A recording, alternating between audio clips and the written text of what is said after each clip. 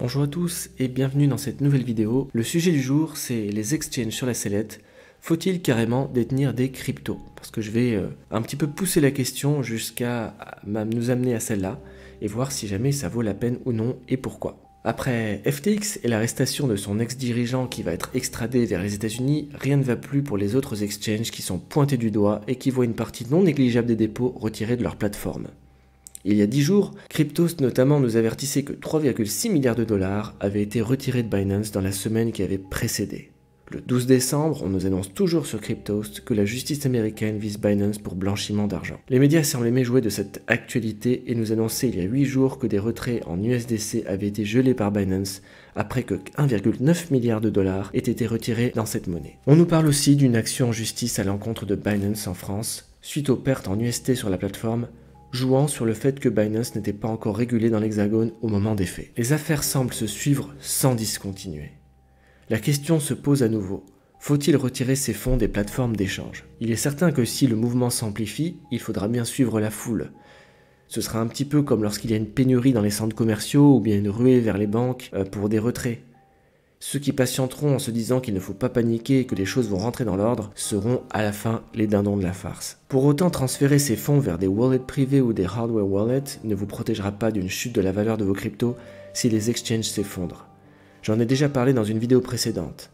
Beaucoup de gens n'en sont pas conscients. Sans les exchanges perçus comme intermédiaires de confiance, aucun trader sérieux ne viendra sur la plateforme. Ce sont eux qui ont le plus de fonds à investir. On va se retrouver avec un marché atone avec très peu de liquidité. Il y aura des gros écarts de prix entre ceux qui souhaiteront vendre et ceux qui souhaiteront acheter et la dynamique globale sera baissière. Car il y a deux choses qui peuvent tirer vers le haut le prix des cryptos. La première chose, c'est la spéculation. Depuis le début, d'ailleurs, c'est le seul moteur qui pousse Bitcoin et les autres cryptos à s'apprécier. Et ça ne peut pas se faire autrement que par des exchanges qui soient centralisés ou décentralisés. L'autre possibilité, elle est préférable, mais malheureusement on ne l'a pas encore vue, c'est l'adoption. L'adoption comme monnaie réelle. Si une part plus importante de la population se met à accepter les cryptos comme valeur d'échange, elles vaudront naturellement quelque chose. Le problème, c'est que les gens n'en veulent pas lorsque ça ne vaut rien, et donc c'est un cercle vicieux. Il y a aussi un frein psychologique à l'usage de la plupart des crypto-monnaies. Comme elles sont ancrées dans l'inconscient collectif comme instrument de spéculation, la plupart des gens cherchent à en acquérir dans l'idée de la voir s'apprécier et de la vendre lorsqu'elle permettra de générer suffisamment de gains. Car c'est un actif déflationniste. Il y a une quantité limitée, par exemple, de Bitcoin, et la plus grande partie des autres cryptos a suivi le modèle.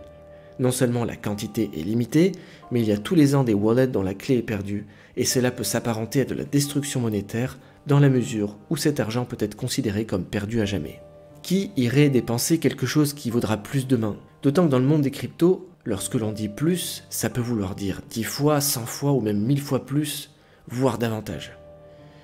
Éventuellement, on pourrait utiliser cet argent-là pour un transfert de valeur ponctuel, mais pas pour les achats de tous les jours. Vous vous souvenez probablement du premier acheteur de pizza en Bitcoin qui a déboursé 10 000 Bitcoins pour 2 pizzas qui sont estimées aujourd'hui à 25 $. Bien sûr, c'était lorsque le Bitcoin ne valait rien, enfin presque rien. Aujourd'hui, ça a de quoi donner le vertige, et personne, je pense, n'aimerait vivre la même chose que celui qui a acheté ces pizzas. Alors, au final, la vraie question est, faut-il détenir des cryptos ? On peut pousser la réflexion aussi loin, car ça c'est une vaste question. Quand on y pense, ce sont des actifs extrêmement intangibles. Ils ne reposent sur aucune institution, leur valeur n'est pas régulée, autrement que par le marché, et il suffit que l'équipe qui a la charge du développement de la monnaie que vous souhaitez détenir ou que vous détenez parte avec la caisse ou décide tout simplement d'arrêter le projet. Et tout ce que vous avez acheté avec de l'argent fiduciaire, des euros a priori, ne vaudra plus rien ou en tout cas pas grand-chose. Mais voilà, la monnaie fiduciaire que nous détenons tous n'est pas non plus si tangible que cela. Si la Banque Centrale Européenne ou la Fed soutiennent la valeur de l'euro et du dollar, elles ne peuvent en garantir la valeur et la subsistance. Si pour le dollar, de par son statut international de monnaie d'échange sur des marchés clés comme celui de pétrole, il n'y a pas trop d'inquiétude à avoir, il n'en est pas de même pour l'euro qui lui est menacé de disparition chaque fois qu'un État membre de la zone euro souhaite l'abandonner. C'est par ailleurs assez complexe, car l'Europe appelle un marché commun et une mutualisation de la dette. Or, entre le nord et le sud de l'Europe, les différences sont telles que le maintien de tous ces pays hétérogènes au sein d'un même ensemble est très coûteux et pas forcément profitable à tous. L'euro n'est finalement qu'une création ex nihilo et peut disparaître comme il est venu. Cet actif qui semble intangible que l'on appelle l'argent, cet objet de convoitise que chacun essaie de cumuler, l'histoire nous a montré qu'il peut se faire remplacer du jour au lendemain selon des critères tout sauf objectifs. Prenons l'exemple de l'Allemagne entre 1930 et 1950. Les personnes qui ont connu cette époque ont changé 2 fois de monnaie et ont donc connu 3 monnaies. À chaque fois, les modalités de conversion étaient décidées par l'État. Enfin, pour le Deutschmark, tout a été décidé par les Américains. Sachez par exemple que tous les avoirs des Allemands, au moment de la conversion des Reichsmark en Deutschmark, tous les avoirs ont été divisés par 2. Et que la seconde moitié de ces avoirs a été totalement dépréciée. Il fallait par exemple 1000 Reichsmark pour obtenir 65 Deutschmark. 90% de la masse monétaire a été supprimée, c'est juste énorme. Bien sûr, tout est histoire d'équilibre global. Si les prix s'accordent avec la monnaie, les gens finissent par s'y retrouver. Mais cela met en général des années avant d'arriver à un équilibre après un choc tel que celui qu'a connu l'Allemagne dans les années 30 et 40. Et en attendant, vous pouvez vous asseoir sur tout ce que vous avez travaillé dur à obtenir. On vient de citer un exemple de déflation, mais l'inverse, l'inflation, n'est pas non plus super réjouissant. On pourrait citer le cas de l'Argentine en 1989 qui a connu une hausse des prix de 4900% en un an. Plus récemment, c'était le Venezuela qui faisait parler de lui pour son inflation démentielle. On en a parlé beaucoup parce que l'on a dépassé les 1000% par an d'inflation. Mais si l'on fait une moyenne entre 1980 et 2021, on est à 3608% de moyenne d'augmentation des prix. Imaginez, sur 41 ans, cela a donné une augmentation des prix de, tenez-vous bien, 104 800 milliards 492 693 121,28%. C'est précis et c'est énorme. C'est juste délirant.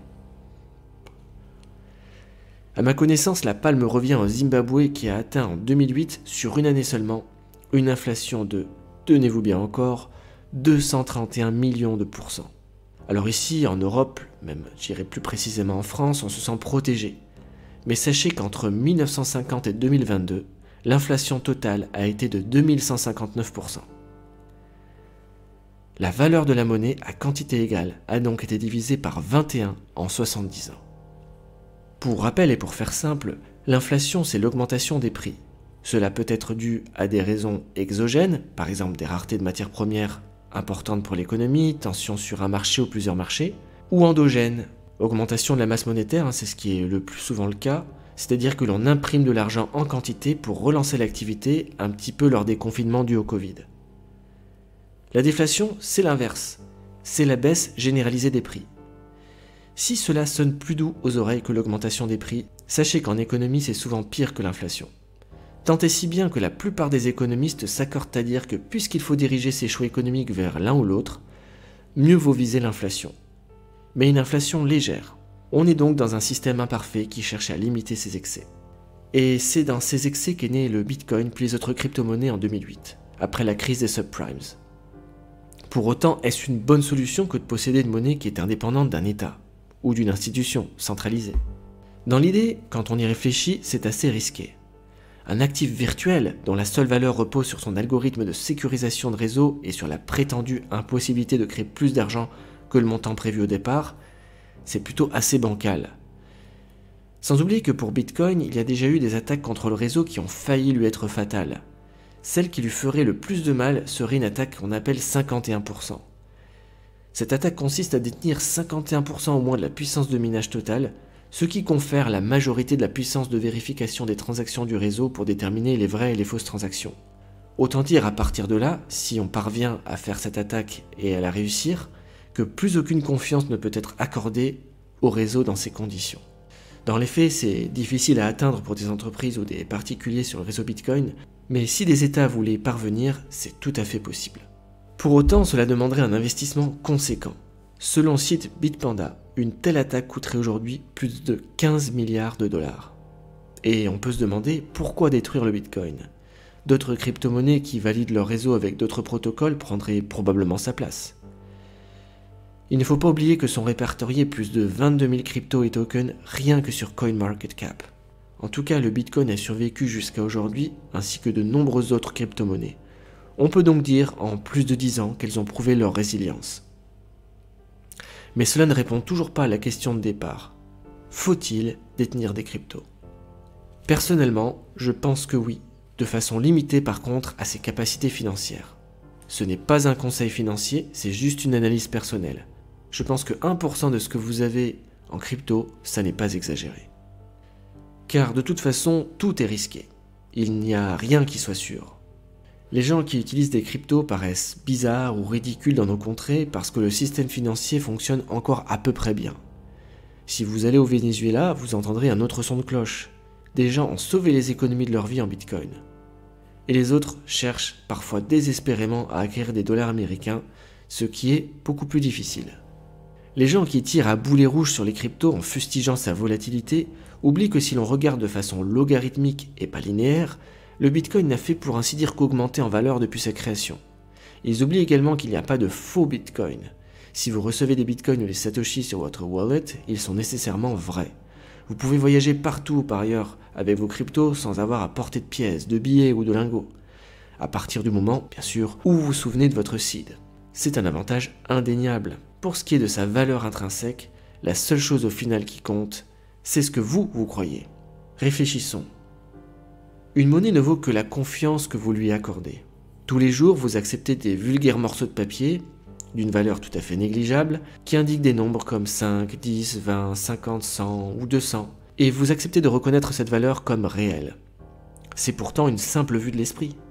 Vous pensez que les autres vont accepter de reconnaître la valeur de ces morceaux de papier, et donc vous en faites de même. Ce n'est qu'une forme de superstition. La chaîne de l'argent peut être rompue à tout moment. Le jour où des acteurs économiques considéreront qu'ils ne voudront plus donner leur vie à travailler pour accumuler ces bouts de papier et voudront autre chose, le pacte de confiance s'effritera. Au fond, les euros, les dollars ou tout ce que vous voulez, c'est le pacte social qui unit les citoyens au sein d'une même économie. Enfin, ce qui constitue pour moi le point le plus important, c'est la liberté vis-à-vis des institutions.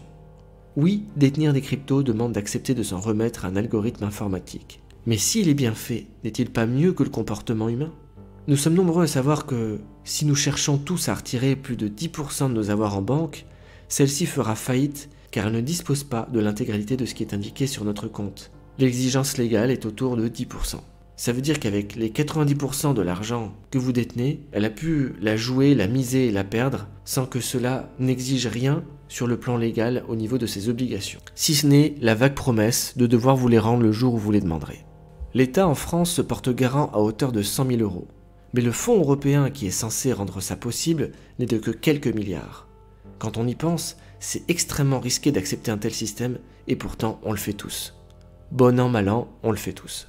En plus, les banques sont interconnectées et si l'une fait faillite, c'est une crise systémique qui nous attend. Et dans ce cas, ce fonds sera très largement insuffisant. Face à cela, posséder des cryptos n'est ni stupide ni fou, c'est juste un peu aventurier. Quand vous détenez des cryptos sur votre wallet, vous êtes votre propre banque. Personne ne peut retirer votre argent, y faire des prélèvements. Aucun organisme qui ferait faillite ne pourra partir avec votre argent. Et ça, du point de vue de la liberté individuelle, c'est beaucoup plus utile que la prétendue démocratie, pour laquelle d'ailleurs tout aussi n'est qu'une histoire d'argent. Comme l'avait dit Léon Blum, toute société qui prétend assurer aux hommes la liberté doit commencer par leur garantir l'existence. En résumé, pour la valeur de nos cryptos, nous avons tous intérêt à ce que les exchanges ne coulent pas. Ils permettent l'apport de liquidités, ils permettent une volatilité et une vitalité nécessaires aux cryptos. Ils permettent aussi de générer des intérêts un peu comme une banque. Il faut par contre exiger des garanties. Et sur cette question, je trouve que ce qui se passe en ce moment, ce n'est pas si négatif que ça. Car chaque exchange veut montrer patte blanche à ses utilisateurs apeurés. On pourrait espérer une charte de transparence et des audits externes réguliers dans un futur proche. Pour ce qui est de la détention de crypto-monnaies de façon générale, le but ultime, c'est, selon moi, l'usage dans la vie quotidienne. Cela permettrait d'avoir des cryptos qui gagnent doucement en valeur, mais franchement, pour le moment, les obstacles sont beaucoup trop nombreux. Il y a trop de cryptos et pas assez de transparence sur leur fonctionnement. Les choses vont arriver à maturation avec le temps, mais pour le moment, c'est extrêmement vague. L'idéal, c'est de posséder un peu de crypto, de façon limitée et uniquement des projets sérieux, pour ne serait-ce qu'expérimenter et voir si, selon vous, et si cela peut apporter quelque chose de plus par rapport aux monnaies fiduciaires que nous utilisons. D'ailleurs, j'aimerais avoir votre avis sur la question. Je sais que vous êtes que quelques-uns à regarder mes vidéos, mais pour moi, c'est suffisant. YouTube, c'est un peu comme un marché de l'attention mondial, Et chaque jour, des gens avec des moyens très importants, financiers, humains, etc., font des vidéos absolument magnifiques, très captives, et forcément, ils ont également l'algorithme les met en avant, et donc ils ont une place de choix sur ce marché. Pour les autres, il ne reste que des petits stands, mais la possibilité que des gens viennent quand même s'y arrêter et échanger, c'est déjà une richesse pour moi incroyable. Et donc, même si vous êtes seul à regarder la vidéo, même si vous êtes 2, 4, 5, qu'importe, eh bien, ces quelques personnes, j'aimerais beaucoup avoir votre avis sur cette question, parce que je pense que c'est une question centrale. Je me suis posé très longtemps la question de savoir qu'est-ce que valent vraiment les cryptos, est-ce que ça vaut le coup d'investir dedans, et est-ce que ça ne vaut pas plus que le simple jeu de la spéculation. Pourquoi est-ce que je veux en détenir? Et cette question, elle est extrêmement profonde parce qu'elle ramène à l'idée d'argent de façon générale, mais également à l'idée des accumulations de richesses. Qu'est-ce que c'est que la richesse? Qu'est-ce que c'est que l'accumulation? Est-ce que cela a un sens dans la vie? Ou bien est-ce qu'on doit considérer ça comme un simple flux d'entrée et de sortie qui permet en fait de faire la transition entre du virtuel, puisque l'argent est toujours virtuel quoi qu'on fasse, puisqu'elle repose sur de la confiance, quelque chose d'immatériel, et quelque chose de tangible, un bien comme une maison, de la nourriture, etc. Donc j'aimerais avoir votre avis sur la question. Et en attendant, eh bien, je vous dis à bientôt pour une nouvelle vidéo.